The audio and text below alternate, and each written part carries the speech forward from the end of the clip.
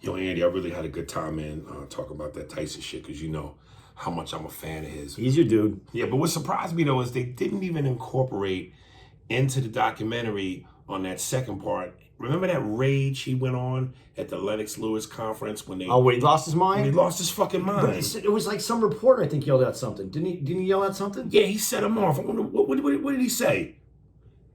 Now, Steve, that's when you insert yourself yelling, "Put him in a straitjacket." And you've just said that and cutting back to me in 3, 2, 1. Put your mother in a straitjacket. You're not man enough to fuck with me. You wouldn't last in my world in 1 minute you fuck with me. I'll come up here and say to my face, I'll fuck you in front of everybody. Fucking bitch. Fucking hoe. You're not a real man to fuck with the real man. You pussy. I'll make you love me. I'll fuck you till you love me. Fat. What's your name, punk white boy? That's when you say, "Oh, Steve," coming out of that in 3, 2, 1. Yeah, I would have loved if they had put that part in it. Okay. God, I swear I'm gonna run out of these. All right. I bet Steve feels scared about that. Yeah, he's probably feeling a little almost violated right now. Daddy Urbano, best podcast ever. Panty Dropper Chris from Gilbert, Arizona. Wow. Well, I was gonna say before we continue, is Gilbert, Arizona a panty dropper? No. Oh, is it worse than Tucson? No. So what's about Gilbert, Arizona? Gilbert, I think they have the largest amount of tattoos shops. Oh shit. Per capita. I think that's Gilbert. Any bad bitches in Gilbert? No, it's Scottsdale. It's Scottsdale? Scottsdale's the area in Arizona, but they're all located, within 20 minutes of each other. Right.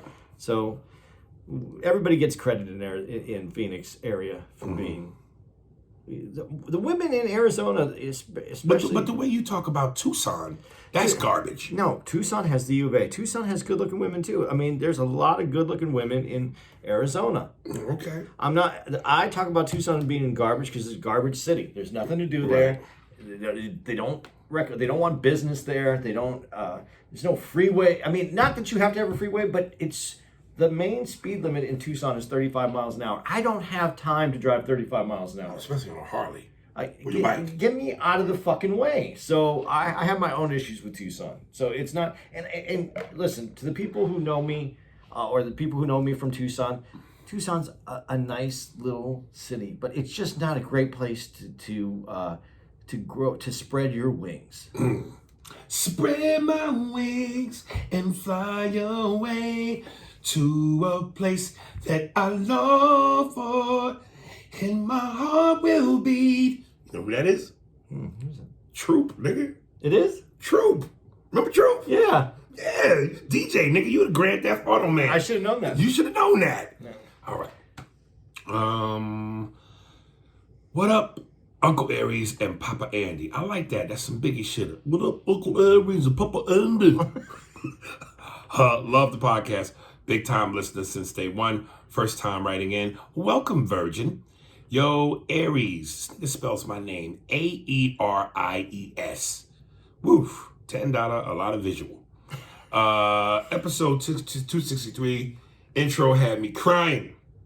The way you impersonated Rocky, Tony, and Rocky's trainer, Mickey. And I meant to say, fuck that guy hard! Tony and Rocky's trainer, Mickey. I fell to the floor laughing so hard, I damn near shit a kayak. Episode 253. And you spelled it again. Dog, my name is Aries. Where are you getting Aeries? Can you do the part with the, come on, Rock, if you can catch a chicken, you can catch a dick. Come on, Rock. Look, if you can catch this chicken, you can catch that dick. You gotta chase it with pipers, kid. Hey, yo, Nick, I ain't really into chasing chickens. And you never thought you'd be into chasing dick, but you're a mean, lightning green dick chasing machine. Right. Oh, I can't wait for the reboot. Yeah. Episode 253. Aries, when you told Jania Wilson, damn, life has got you by the ropes after she told you her age, I couldn't stop laughing. You really smooth with the ladies, Aries. LOL. Just kidding. After Jania told you act like you age gracefully. I don't know why, but I can literally hear you saying this in your Eddie Murphy's voice. That's all right, because black don't crack. Grabs belly, but it do get fat. Grab my own stomach, nigga. Why would I? Listen, if you don't know shit else about me, I don't do self-deprecation. And I'm not playing myself, nigga. Fuck, I look like grabbing my own shit in Eddie Murphy voice going, that's right, black don't crack, but it do get fat. Get the fuck out of here. Well, that would be the Nutty Professor. Yeah. Or Rasputia. Anyway, Andy, I like your opinions and different points of views on life, news, and other subjects going on in the world. Really makes me think. Opens my eyes more, even when you two seem like you're arguing, but still come to an agreement at the end of the day. It's great. Love it all. Keep up the great work, fellas. P.S. I call Andy Papa because I too look white, but was raised in a Mexican household. What can we say, Andy? We look cinnamon if we're in the sun too long, but have extra frosting if in the shade. Haha. Stick it to the man, baby. Aries, I call you uncle because my wife is chocolate. I took Grandpa Red Fox's advice when he said if you can't beat him, fuck him. So I did. Peace, partners. P.S. Hopefully no $10, a lot of money. Well, nigga, hoping you is dead. Because you have spelled my name. You see, every time you said my name in this, you spelled it Aries. Where the fuck did you get that from? Yeah, but $10 a lot of money is from the way you speak or the way you write, not the spelling. Yeah, I guess the spelling counts. Yeah, because you have to. Yeah, but you could read Aries in what he spelled. Yeah, but I ain't like that shit, man. You still like the belly joke. Yeah, nigga, what the fuck? He tagged everything that we talked about, though. Went through it all. Yeah, all right. Abel Asmromi. Movie suggestions. Here's what's up, Aries. We pretty much have the same taste in TV shows and movies, except I say Snowfall is right under Sopranos, and the only reason Franklin and them isn't number one is because Snowfall is only 40 minutes long, and Sopranos episodes seem like mini movies. Anyway, here's some suggestions to watch. Fargo Season 4 on FX. You can watch any season of Fargo in any order. They're all dope, but I suggest watching Season 4 first, starring Chris Rock and the ROTC teacher from a different world. And I know you hate Rock's acting, but this show is good. It's about the Italian mafia going against the black mob in the 1950s. Black Monday on Showtime, starring Don Cheadle and Regina Hall, is a funny-ass show about the coked-out stockbrokers in the 80s. Season 3 just started. I've seen some of those. Yeah? Of the Black Monday? Yeah. Is it good? Yeah. Yeah. Makes you laugh? Yeah, it's a good show. Okay. Fargo?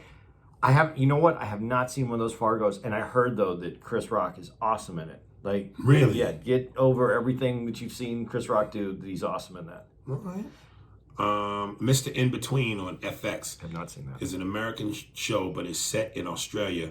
But don't trip, no subtitles needed. And it's about a hitman who tries to balance being a gangster and raising a kid. Sounds like The Sopranos. The final season just started. Atlanta on FX is a dark comedy starring Lakeith Stanfield and Donald Glover, and is about a rapper from Atlanta on the come up, but having to navigate through a whole lot of hood shit. I haven't seen that. Yeah, I haven't either. Warrior on HBO Max is a Bruce Lee show that is about kung fu, mob guys, and the Wild West days. A couple people have mentioned that. The Boys on, I know you like that. Yeah. The Boys on Amazon Prime is a show about wild-ass superheroes who kill and do foul shit, but are treated like celebrities. It's hilarious. It is really good. Ray Donovan. My brother Ish was big on this show. Ray Donovan on Showtime is about a Boston gangster who is hired muscle for Hollywood stars, and it's starring Liev Schreiber and John Voight. It's 7 seasons long, and they're filming the movie now. God damn. Yeah, Schreiber's a great actor, though. I really Yeah, like he is. The only thing I didn't like him in was when he was Wolverine's brother. Right. I hated that. Yeah, but he's a solid dude. Yeah. The Ballad of Buster Scruggs is a dark comedy Western movie that stars that dude from Taken, and it's a bunch of different funny stories of how to die in the Old West. Boss Level is a crazy-ass movie about a guy who keeps waking up with 100 people trying to kill him, and he's continuously gets murdered, and then the day restarts all over again. It starring Mel Gibson. So that's basically Groundhog Day meets a nigga's life.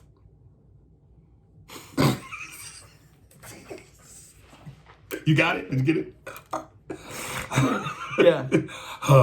No, you just took such a long pause there, and then you went, and then you said it, and I was like, I was trying to figure out how to say a black man's everyday life, but I was like, a nigga's life. That movie is Groundhog's Day meets a nigga's life. The nigga continuously wakes up with 1,000 people trying to murder him. That is called a nigga's life in America. I dare you to write a book and make that the title for your book. What, a nigga's life? Yeah, and make it just your book, your career. We are replacing the traditional holiday movie that comes on every Christmas in black and white. What was it called? What was that movie called? A Wonderful Life. We are replacing A Wonderful Life with a nigga's life. The black. No more Jimmy Stewart, nigga. Now it's Jimmy Jackson. Jimmy Jackson stars in a nigga's life every Christmas morning. Are you going to have a stutter like Jimmy Stewart had in It's a Wonderful Life? Yeah, do you remember any of the lines? No, I wish I could. I just remember him running home and he was so excited. He was stuttering? Yeah, man. These hunkies ain't trying to kill me no more. Mama, these hunkies, the crackers ain't trying to kill me no more. All right. Nobody is a movie starring a lawyer, Saul from Breaking Bad, who is an ex-killer turned... Yeah, you told me about that. Oh, that's Nobody? Yeah. Yeah, that was great. I haven't seen it. I still want to see it. And I just watched this one on the plane coming back from Philly. Without Remorse is a movie starring Michael B. Jordan. It's an action movie about a Navy SEAL whose family gets killed and he's on a revenge mission. That was a good movie. I didn't see that. That's my goal, is to get ripped like Michael B. Jordan. That nigga is fucking yo. Yeah, I'm not trying to make you feel bad about nothing. But at a certain age, you can't get ripped like a younger age. Yeah, you can. It's just harder on you. It's hard. It's really hard. I've seen 50-year-old dudes who, look like that. Your skin ain't the same anymore. Nah, but black skin and white skin is different. Niggas can pull that off at 45. You turned into De Niro. You guys can't see this, but he always turns into De Niro when he's telling me something. I'm telling you, white skin, y'all shit is like wet, dry toilet paper. It isn't. When y'all get old. It doesn't have the same elasticity. Our shit is more of a old leather, but it's still a smooth, but it's an old leather. Y'all shit is like wet tissue that's dry now. Oh, so what you're trying to say is you're vintage and we trash. Nigga, you said it. No. But yes, nigga, yes. That ain't me saying that. That's Paul Mooney. And then he puts where these shows are found. Fargo, Season 4, FX, Mr. In Between, FX, Atlanta, FX, Ray Donovan, Showtime, Black Monday, Showtime, Warrior, HBO Max, The Boys, Amazon Prime. And yeah, there we go. Thank you for the rundown, brother. I'm going to check some of those out. What was the Michael B. Jordan one again, though? Without Remorse. I might try to watch that on the plane on the way home. Yeah, it's a good action movie. Miles Wardlaw. Can't handle the heat. Stayed out the kitchen. Hi, Aries and Andy. I'm listening to episode 263 as I write this email. I wanted to say that I find it funny that, this is the one I think I was telling you about. That a woman, you know who I'm talking about, he puts in parentheses, write in every week and light Andy's ass up about how he is wrong about everything. Call him out his name, which she wants wrong for, which she was wrong for, dog. Not she wants wrong. $10. That was a talk to text. A lot of money. we should have some of these made up like that. That'd be good. Yeah. Call him out his name, which one's wrong for him, because half the time than half the time. Nigga, I don't know if Junebug Spade is on the run, but you need to meet up with that nigga and make it to the north so you can learn how to read. There should be a program. Hey, maybe you could build that program. You know how you do talk to text, but it doesn't always understand you? Right. Maybe there's like a Ebonics kind of talk to text, like, so that when it really picks up on your fuck ups? Yeah, well, people have more like swag in their sound and their voice, you know? Yeah. They don't speak just proper like English, but have a little that cool sound in it. Right. But is it more of a Leroy Furious kind of thing? Yeah. Correction? Yeah, like it would pick it up and then it would translate it. Hey, brother, you meant to say what she wants wrong, not what you said. Yeah, I gotta feel. Let me figure that out. Let me play with that. Yeah. Andy is saying something that makes all the black people that listen to the pod mad. But when someone finally tells her about herself, her feelings get hurt and stops writing in. Shake my head. If you can't handle the heat, stay out of the kitchen. It's just jokes. Everyone that listens to the pod is family. Don't take a joke and make it personal. That's what's wrong with these soft ass people in 2021. Shake my head that I shake my head. That all I have to say about that. Boys, apparently there was two niggas that raped my daughter. It was Junebug Spade and Miles Wardlaw. Now what we know about these two niggers is neither one of them can read and write. So let's go out there and find them boys and get who gang raped my baby. Sweetie, was it just Junebug Spade? No, Daddy. It was Miles Wardlaw too. I just couldn't figure it out because when he tried to write an apology note, all it said was, sorry was I. All right, boys, we know what we're looking for. Get the dogs to smell the note. Let's go get this nigga or them niggas. P.S.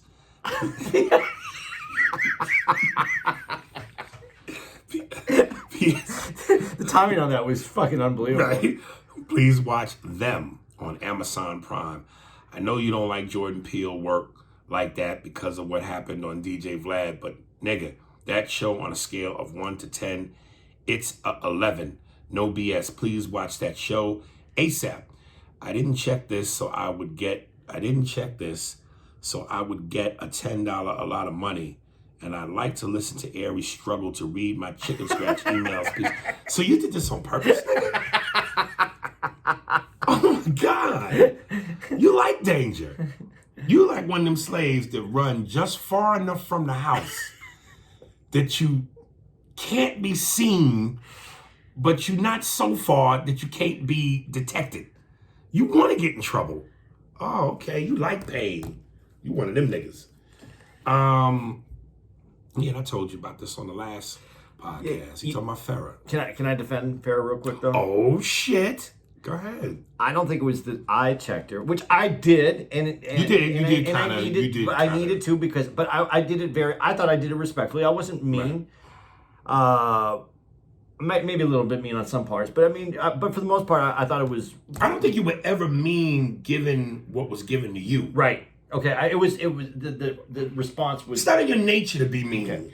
But I think a lot of people came at her kind of hard about fucking with you. Not just fucking with me, and then that her husband was right. White. So I'm gonna say that's why I wanted to say this because Farrah, I want you to know I really do want you to come out to Portland. Yes. We want to see you. Yes. I want to give you that fair shake. Yes. And I like you. I think I like banter between myself and other people. So there was nothing personal in that at all. At all. And I hope that.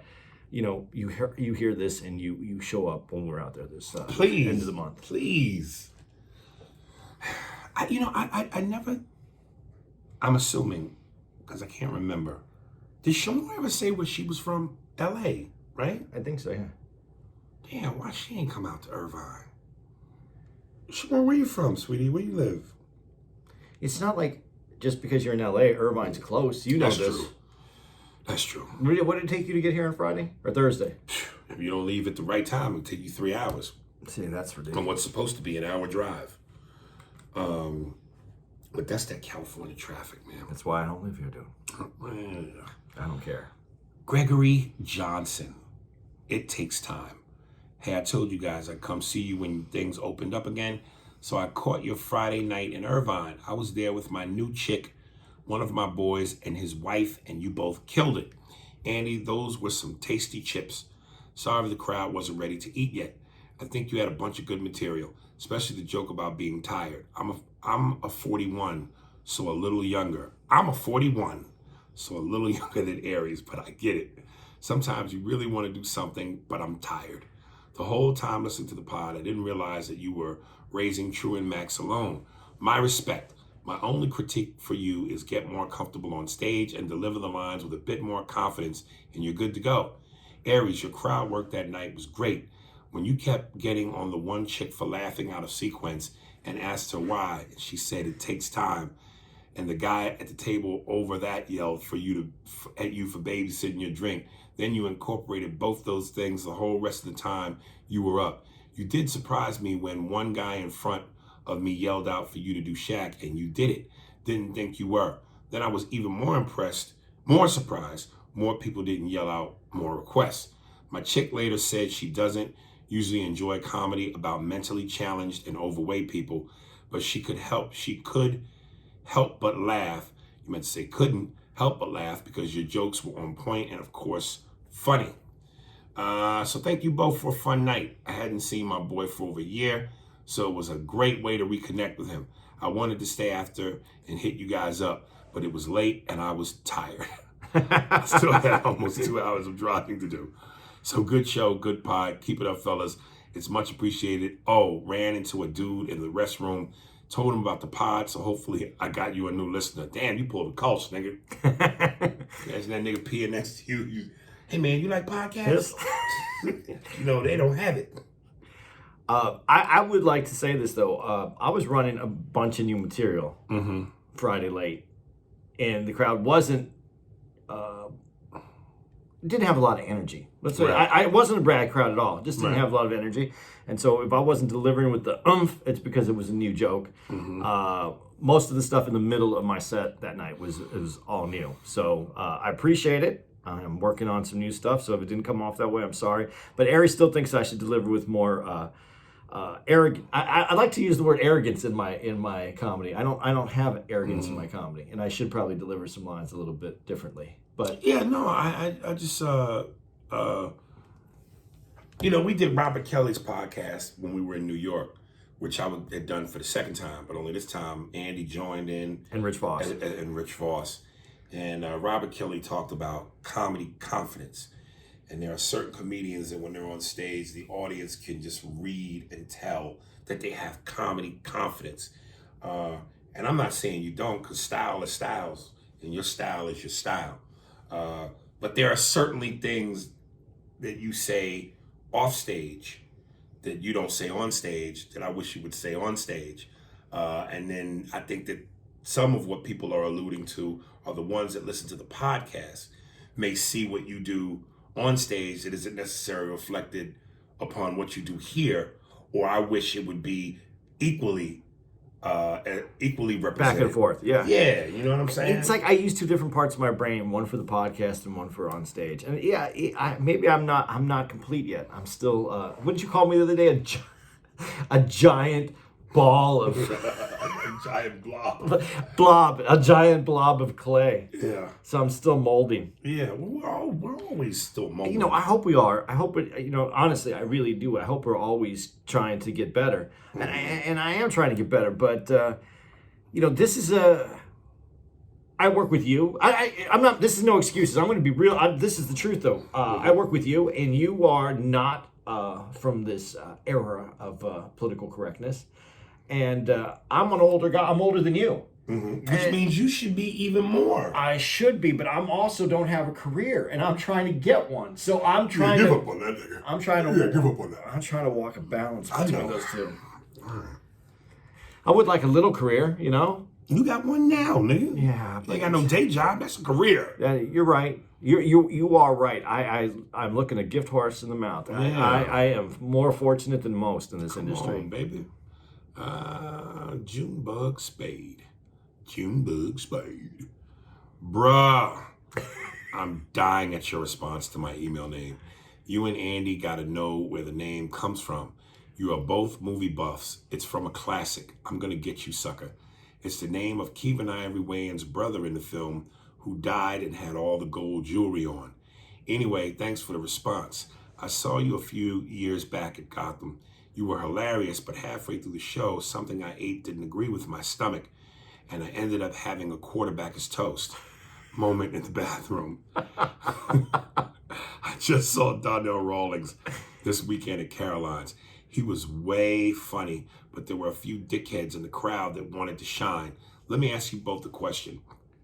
Is there such a thing as a person in the audience laughing too obnoxiously loud? Yes! One particular guy was in the front, and he was laughing so hard that it distracted every comedian that got on stage, and after a while, people in the audience became a bit annoyed with him because he was doing too much. Even his wife was embarrassed. Let me stop. I hate these motherfuckers so bad because what you're gonna finish saying in this email is exactly why we hate these coward cocksuckers. You want to be a comedian, but you're too scared to get up and face a crowd and be solo. So what you do is you hide amongst a group of people and you hope that what you say gets enough laughter from the motherfuckers sitting around you that they become your support system. Instead of having the balls and the respect to do what you're supposed to do, which is to get up there naked by yourself, no net, and go. But he's saying the guy's just laughing, which is still but there's a reason why he's laughing like this. I get it. So but I just want to address that, yes. Right. Because it takes away from the show. Yes. And fucks up your rhythm. Have either of you experienced that, and do you take it as a compliment or do you address his actions? I get it. You're at a comedy show and you're supposed to laugh, but this guy was real extra to the point where it seemed like he wanted attention from the comedians. Exactly. Another member of the audience literally got up in the middle of Donnell's set and interrupted his joke about DMX to tell everyone that she knew him personally. If it's one thing I hate, is people at a comedy show that think they need some attention. I didn't pay my hard-earned money to hear a corny audience member who has no home training. FYI, I recorded an "Oh Steve" for you. It's a remix to something funny Aries says. I attached it in this email. Oh, well, we might use it in the next one because we were racking our brains trying to figure out what the next one is. Anything? Yeah, I love it when you hear that laughter that's genuine. Mm-hmm.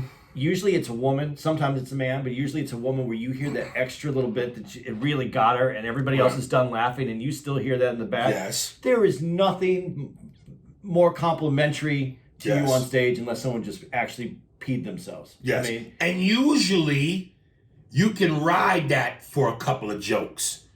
Her or him doing that can spawn a couple of improvisational jokes. But then at some point it has to stop.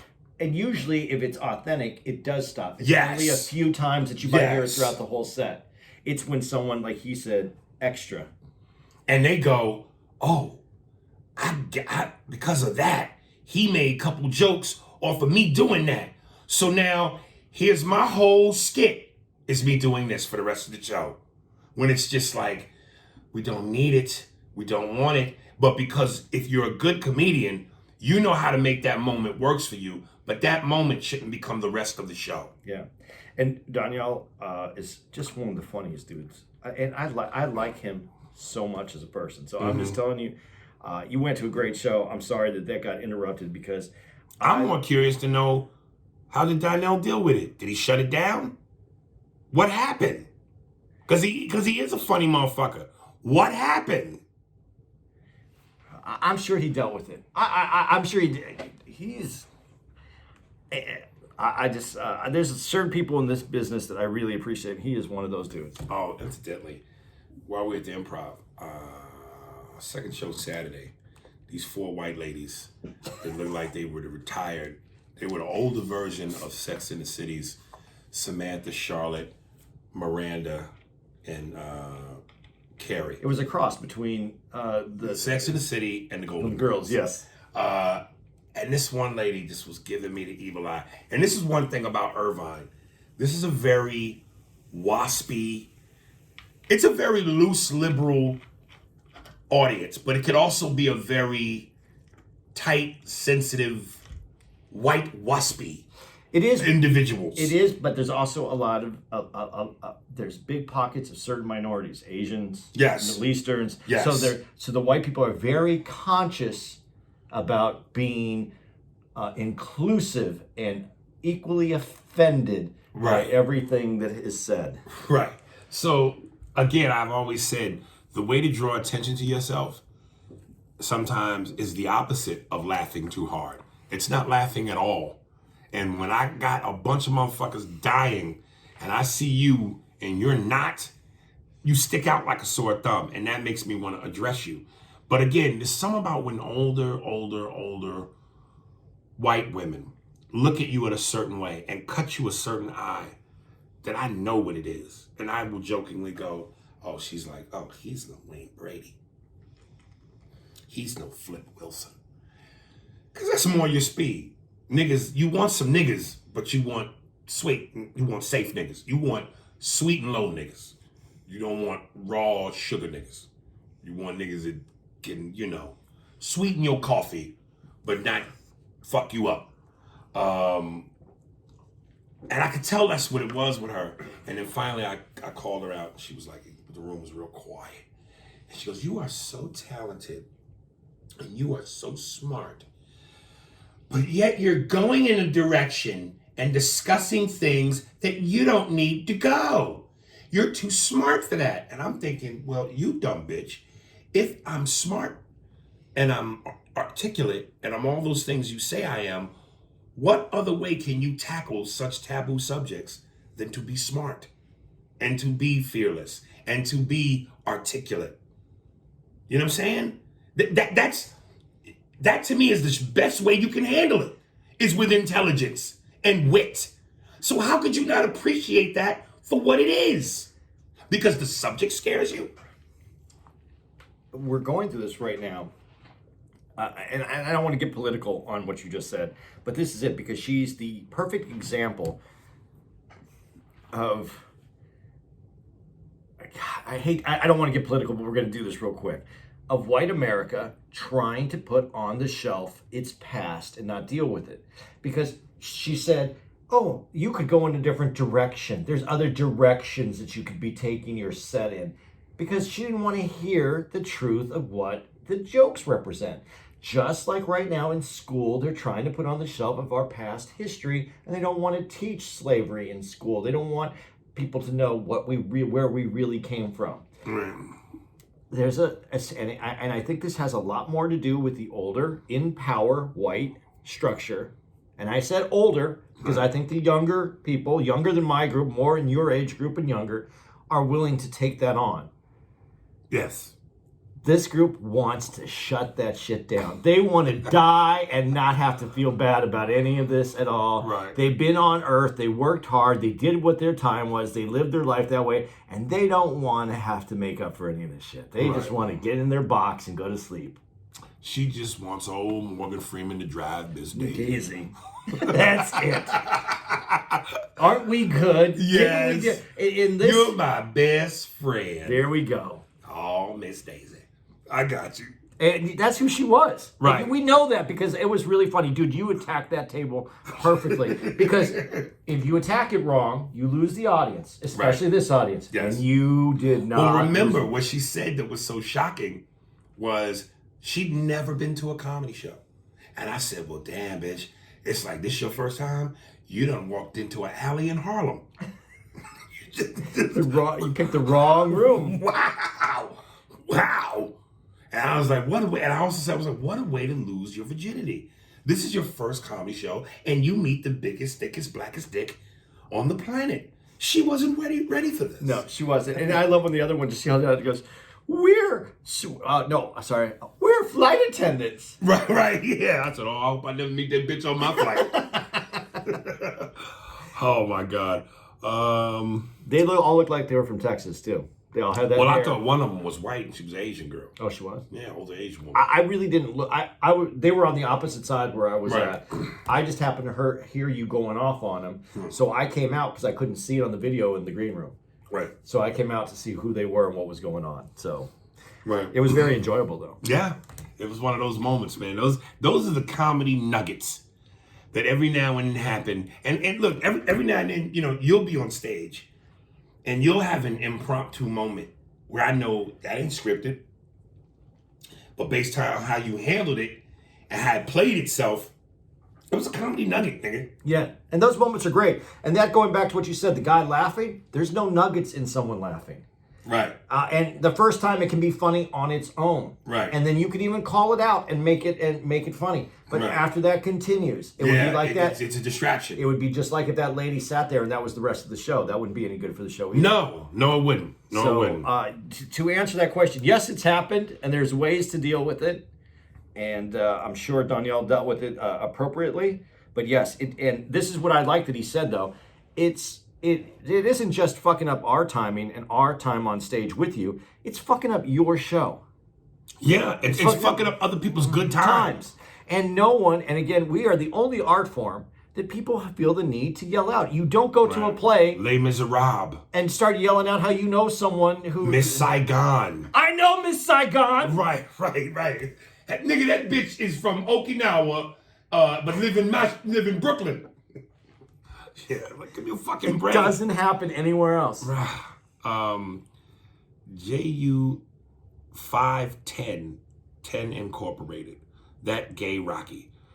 Okay, so this isn't the longest of emails, and I need to get back on the wagon of writing more, but this damn gay Rocky episode had me fucking dying. It has a close second, which is the Arnold Ice Cube mix, fucking hilarious. You're a true genius. Hey, yo, boy, I'm gonna fuck you in your wrist. Hey, yo, Arnold, you want seconds? Yay here. Absolutely. After you finish fucking him, I want to put my Terminator in his box and terminate him. Yeah. Statham, you want thirds on this gangbang? I'm gonna slaughter them like butter. How about you, Keanu? You want to make it the quadruple? Yeah. The gang rape by some of Hollywood's toughest. You know what would be good to throw in there? Just because, not that it really goes, but I think the line will go. You get Al Pacino in Godfather 3, and then you invite him, and then he says, just when I think I'm out. Oh. Hey, yo, boy, we're going to run a train on you. It's going to be a quadruple with a bonus. Hey, yo, Arnold, you want in on this? Absolutely. Yeah, he get here. I have seconds. Hey, Jason Statham, how you going to fuck him? I'm gonna slaughter him like butter. Hey, Keanu, you want some? Yeah. Hey, Al, are you gonna fuck him too? Just when I thought I was out, they pulled me back here.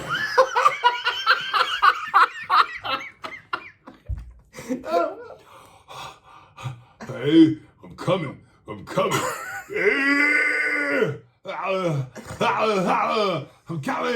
Jason Statham, are you coming? Oh boy. Oh yeah. Yeah. I've come. Hey, are you almost finished, Al? Oh boy. Dude, I don't know why I'm worried about trying to balance that line between me doing what I want to do in a career, because that career ain't never gonna happen, man. You never know. No, I know. We do enough of this shit that I know. Hey, the magic. Listen, man, this is why I enjoyed watching the documentary about Stone Cold and some of these wrestlers. I love any documentary about people who have made it because it be shit you just don't see. Like, long story short, for 10 years, Stone Cold was told by all the big wigs in wrestling, he's not marketable, they don't know what to do with him, he can't come up with a name, which he struggled to define his character. And then in one match, one of the fighters he fought was real biblical. His character was biblical. He would quote shit from the Bible. So he said, I said these two things and it changed my career. I think it was Isaiah 3:16 something, and it was, because Stone Cold said so.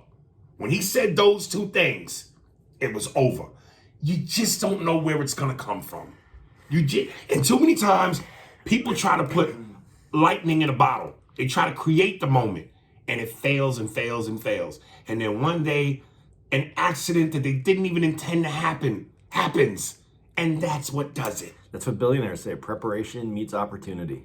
Luck is when preparation meets opportunity. Yep. Yeah. Jose Garcia. Where we at time-wise? 42. Yeah. So this email is to address another email I heard on the episode, specifically from Didi Bard or some shit. Sounds like a fat dyke bitch's name, by the way. That's really helpful for our... Maybe we should edit some of these emails as we read them. All right. Okay.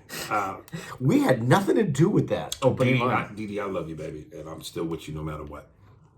Oh my God. We ate Papa John's. The chronicles continue. Papa John's, better pizza. Can anybody say epic stepping crust? Is that what he says? Yeah. I love that conversion. He says, all right, it's me. Like, yeah, nigga, duh. He's a guy goes, no, I knew it was you. Yeah. Such a good commercial. Dude, he is, if he wasn't who he was he going to be somebody? He is every middle America white person's greatest unscary fantasy. A big 7 foot, 300 pound nigga that's nice. No, here's what really I want it. If he wasn't Shaq, the basketball player, I think he would have made it somewhere, right? Yeah, we would have been a cop maybe, or whatever else he would have done. But come on, man. Every now and then, God molds something where it's like you ain't meant to do nothing but this. Chappelle was God's choice for comedy. Tyson was God's choice for the ring. And Shaq was God's choice for the center position. When you ain't seen nothing like it before or since, that's God's work. God just doesn't tell you how long he's going to take to mold you. Yeah, and apparently God got me on a shelf somewhere in some dirty plastic with muddy water, and I'm halfway into something. So I took offense to her saying that we are supposed to come together as one. Then right after she mentioned that Hispanics are no threat to the white man like the black culture is, and how we aren't powerful, then threw numerous shots at my Hispanic people. For example, saying that we have 50 people living in our house with 5 jobs and being obedient gardeners and janitors. How the fuck we gonna come together as one when some people keep pitting us against each other, specifically each other? We are all minorities. Mexicans and black people aren't that much different from each other. White people don't like Mexicans as much as they like black people. White people don't like Mexicans. Did you mean to say as much as they don't like black people? Yeah. Yeah, that's okay. That's where he was going. I don't know if I agree with that. Let me throw this in here. There are white people, and it's the same group of white people who dislike Mexicans as much as they dislike black people. There are a group of people that are just, that's it. But that just comes from a place of pure hatred. Period. Yeah, that's who they are. Okay.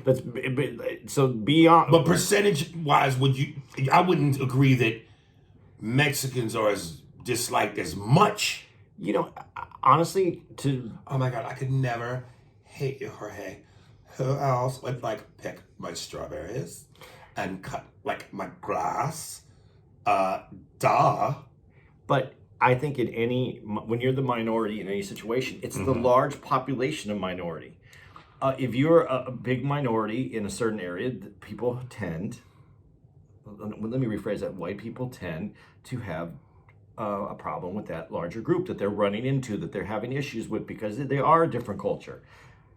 This is just how this country works. But then he says the second part, they just happen to tolerate us a bit more because we take care of their kids, clean their houses, and do their yards, so they got to deal with us. Nigga, once upon a time, so did we. For free. For free. You niggas get paid. You get the pesos.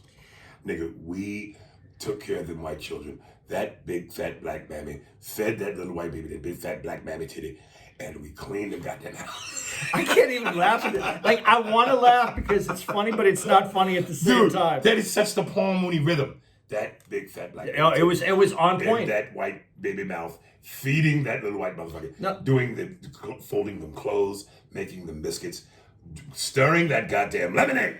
And we took care of you for free. You Mexicans pick the strawberries, you cut the grass, and then they bring you some lemonade that the niggas made. And you get your pesos.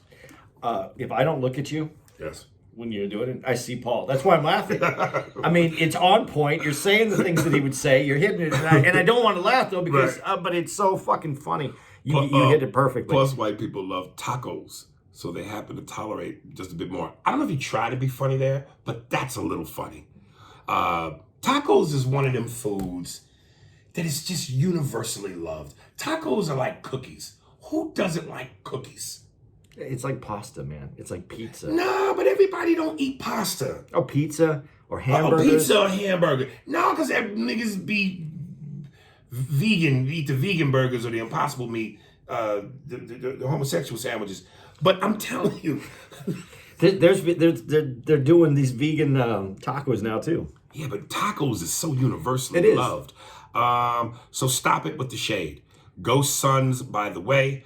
Oh, and give that bitch a $10 a lot of money. Grammar was horrible. I understand his point though, but I've said this before, and I think he will agree with me. But he says it in there in kind of a way. Hispanics are such a part of this country because this was Mexico at one point, especially where we live, in the region we live, California, Arizona, Texas, that whole Southwest. So not only is it tolerated, it's accepted, and our culture is blended into it. And when he made the joke about tacos, our food is part of the Southwest culture and food, and it's what we do here. Right. So it is tolerated. There's more comfortability in the exchange between Mexicans and the white community, especially lighter skinned Hispanics. Right. That's part of America. The lighter you are, the easier it is to move about.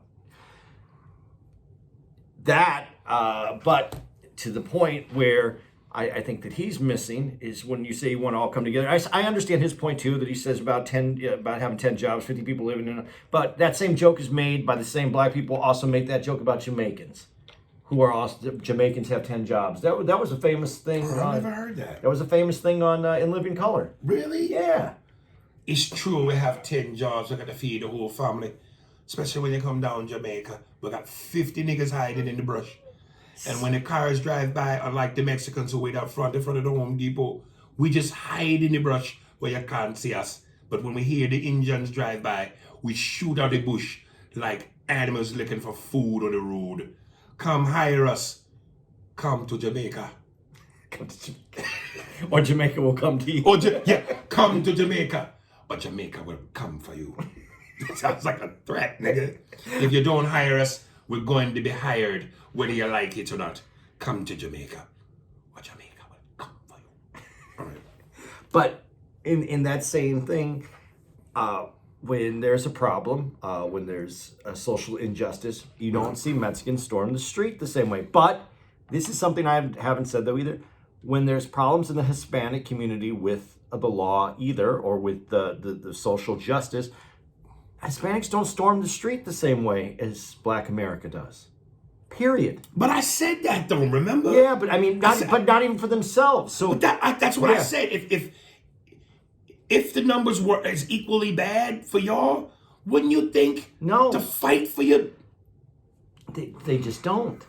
So that being said, it's hard. It would be hard to move if they're not coming out. I mean, for a Hispanic situation, they're not going to come out for a black situation either. It's not culturally how they work. Now, I'm not saying that they don't. They do. They do. There is protest, but it's just I think though, as we move forward, and as we're moving forward and moving for more change, and you know what? I don't even want to say change anymore. As we're moving for more total equality, because that's the goal. It's not for change. It's for equal equality across the board with everyone, to be treated shitty in this country equally. Right. Okay, so as we move for that, I think you're going to see. And again, I went back to the youth of the people in the movement, of all the movement. It's usually of younger people. It has been in the past. I think you'll see more and more of that coming together. I think that also that you see a lot of this happens more from the middle of the country east is where you see this bigger movement for social justice than you do even even in Los Angeles, when there's been problems with the LAPD for years. There wasn't that same kind of movement. I don't know, because the population density of minorities is different in the East Coast, or as you move towards the East Coast and the South, than it was in the West Coast. That there was more room. It wasn't as heated. When we did have the riot, the big riot because of Rodney King, that was set off because of something that was televised that we all saw and couldn't believe that something happened a different way. It didn't go the way that we all expected it to go. Let me rephrase that. Right. But I just don't think that. I don't know if it's because of the Southwest and how the way the culture works out here. I don't know, man. But there is a difference. And I think it's a question worth examining more. I think that but his point, I still think, is you're going to call us out this way, but if you want us to come together, how are you going to just shit on us? Big shout out to my girl, Dee Dee. Love you, baby. Hope all is good with you. Holla at your boy. Give me a progress report. You hear me? All right. Much love, Mom. CC on air. Finally, it's happened to me right in front of my face, and I just can't hide it. Finally, you got the love, the way I feel about you can't be love. CC on air. LeBron just ruined his case for GOAT for last time. Oh, you just couldn't wait for this one. Yeah, what? Okay. Hey, A&A. This is CC, just checking in and letting you guys know I am still rocking with you guys. I told you before that I was going back to the beginning and re-listen to the past episodes. Y'all still hands down my favorite podcast to date. Also been enjoying watching the YouTube videos, especially when things get heated and Andy is cracking the fuck up, LOL. Andy, you have a very contagious laugh. I love it. Anyway, I know Andy is excited about his team, about his little team, the Phoenix Suns. Why do women always have to do that shit sometimes? The little team. Like, belittle our shit. The Phoenix Suns are about to beat the Lakers in the playoffs. I don't know how you two feel about the Lakers winning the championship last year and agree it was a fluke. I was trying not to think that way because it was one for Kobe and Gigi. However, seeing how the Lakers... Oh, Jesus, I swear to God. Is this a Pepto moment? God damn. Dude, I just don't understand how Pepto or Myelantha or Rolaids doesn't see the opportunity to advertise with us. I don't know that they know.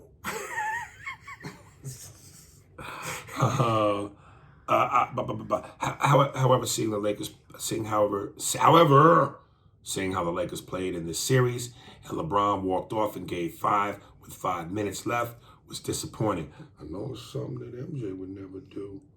I see a lot of people saying MJ and Kobe would never, and I agree. LeBron, again, does not have that killer instinct. Kobe and MJ would die on the court, giving all they had before walking out on their team, especially during the playoffs. I'm curious to hear about how you guys have been feeling about this series and the postseason in general.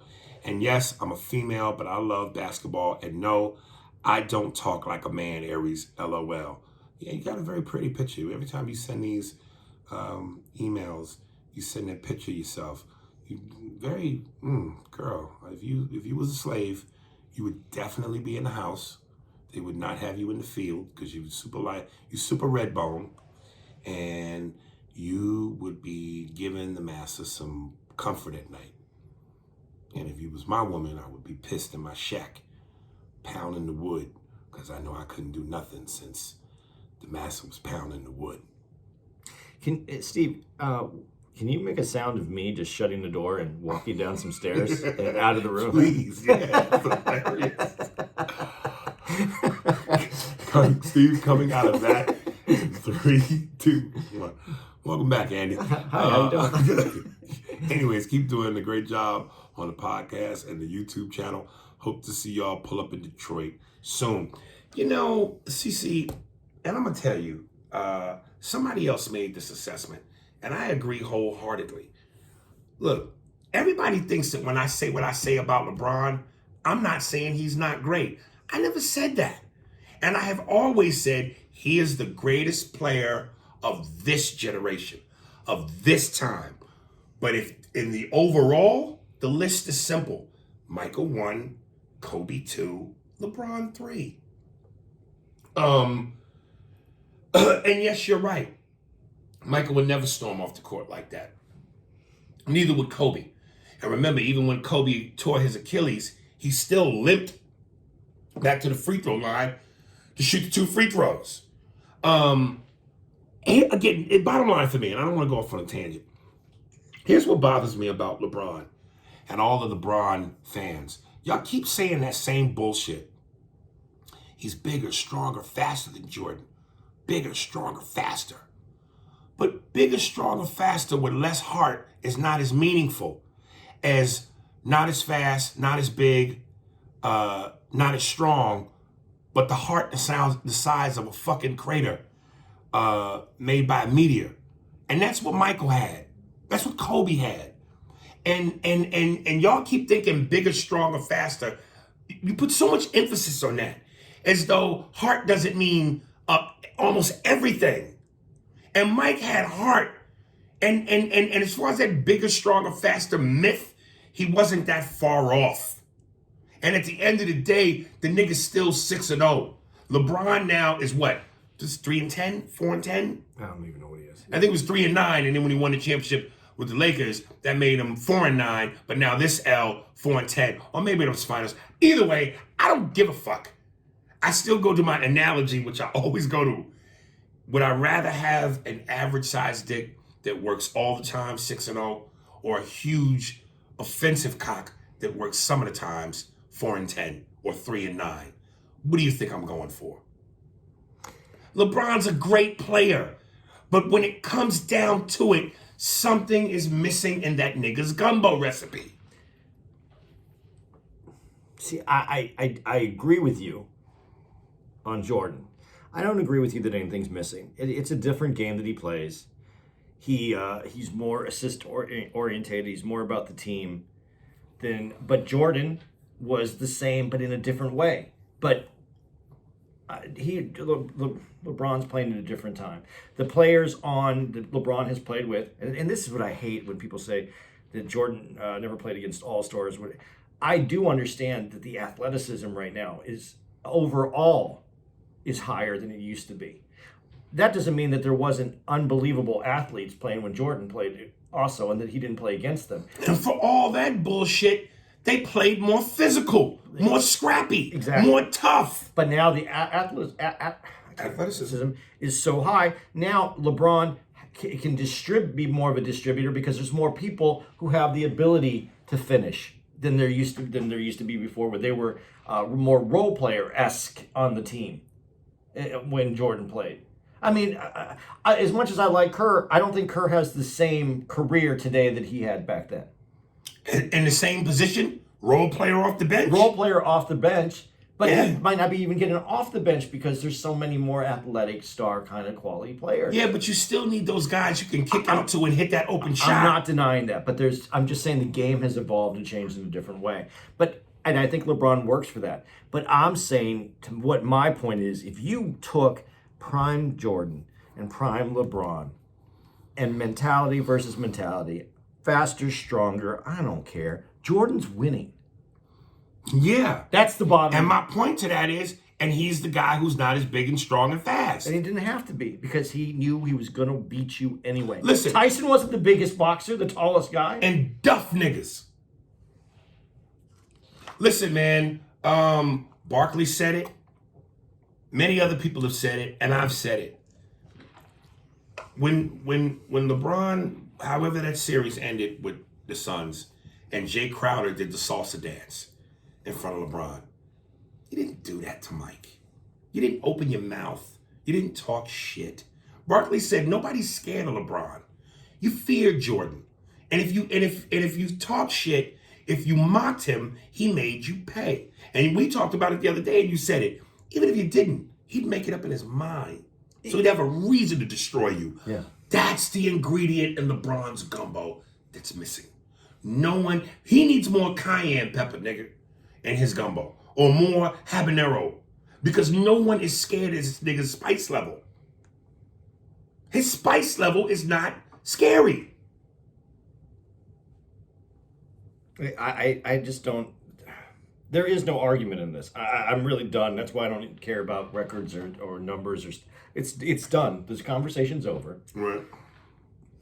And what I want to ask you, though, and I'm not trying to be disrespectful to LeBron at all. I think he's one of the greatest players ever. But you named your three right out. You said Jordan, Kobe, LeBron. There's a lot of other people that I would. It's hard for me. I know you. But I wasn't going in terms of Mount Rushmore. Okay. I'm just saying in terms of the dominant players. Like Jordan was the dominant guy in the 90s. Kobe was the dominant guy in the 2000s.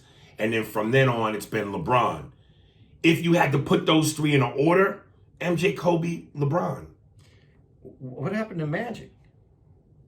That's 80s. I know. I know what you're. Okay. But You see what I'm saying? Yeah. Era. Okay. Era. I just. I'll ask you this. Where does LeBron fall in the greatest Lakers ever? Magic, Kobe, LeBron, No, Kareem Will. before LeBron. Oh, okay. So in that order, where would you put LeBron? Or include Shaq? If you make Shaq a Laker, Well, he won 3 championships. I know, but he played elsewhere. It won don't in matter. Miami. He won 3 championships there. He's a Laker. His jersey and statue is inside and outside the building. He's a Laker. See, I as a Laker, I'm sticking with my two off the top, and that's always going to be Magic and Kareem. Kareem, So and who's then number Kobe. one? Who's number one? Magic or Magic. Kareem? Magic. So you got Magic first, Kareem second. Who's 3? Kobe. Kobe. Yeah, then LeBron can be 4. Over Shaq? No, sorry, you're right. Shaq? LeBron's last. LeBron's 5. 1 championship and then he failed. Well, he still can come back. and Oh, have another. Wilt. No, but I can't give it to Wilt because he played at a different time. That was a different But time. he won a championship with the Lakers. Yeah, but it's still a different kind of basketball. And he was Shaq when everybody else was 3 feet tall. I know, but where else did Wilt play? He played for the Globetrotters. Oh, so really, he's a Laker. Oh, you gotta include him in that. But I'm still giving LeBron 5. So you'll give LeBron over Wilt? Yeah. Oh, wow, okay. That's fair. They only got 1 apiece. I give Magic, because I like Magic more than Kareem. Magic, Kareem, Kobe, Shaq, Wilt, LeBron. Now, I can easily say LeBron. All right. I'm not hitting on LeBron. I think LeBron is the greatest player of, like you said, this generation, and he's a top 50 player. But I don't. Yeah. Yeah. Yeah. Okay.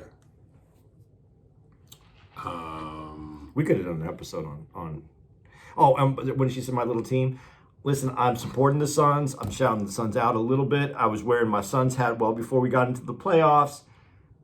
I grew up as a Suns fan, but I came from Tucson, and so the Knicks and the Suns were my two favorite teams as I was growing up as a kid. And let me tell you, because it was 70s and the Knicks were the fucking 70s team, this was like the greatest year for me. This was great to see two teams that had been in the rubble, Right. in the trash bin, and they both made the playoffs this year. The Knicks and the Suns. Who do the Suns play next? They're playing Denver, right? Yeah. So that season that hasn't started, that series? No, it starts tomorrow, I think. You have them beating Denver? My heart hasn't beaten Denver. It's That going to be means no. I think they can. They have to play their game. They can't let Jokic slow the game down. They have to play their game. But they're only like 2-7 against them. Well, the season don't count though. I know, but I'm just saying this isn't. This is going to be. It's going to be a really good series. Oh, and by the way, I know there's going to be some people who are talking right now about Lakers and Kobe was hurt. Not Kobe. Sorry, AD was hurt. James is. You know what? Suns weren't 100%. Chris Paul was hurt from the very beginning, who is integral to what they were doing. Right. So I don't want to hear any of it. It didn't make a difference. This is how the fucking cookie crumbles. This is where it's at. They moved on. The Lakers didn't. That's the bottom line. They beat the Lakers. And without AD in there, they didn't just beat them and barely win. If they barely won, I would have said, yeah, you're right. It could have been a different kind of game. But we're not talking about 3 or 4 points or a buzzer beater to take the game home. It was a solid, it's time, here's your bags. They kicked their ass. Go home. Yeah. All right. V Money. Artist is called V Money. Song is called One Day. Facebook is VEE2, the number 2, MONEY. Twitter is VEE, the number 1, MONEY.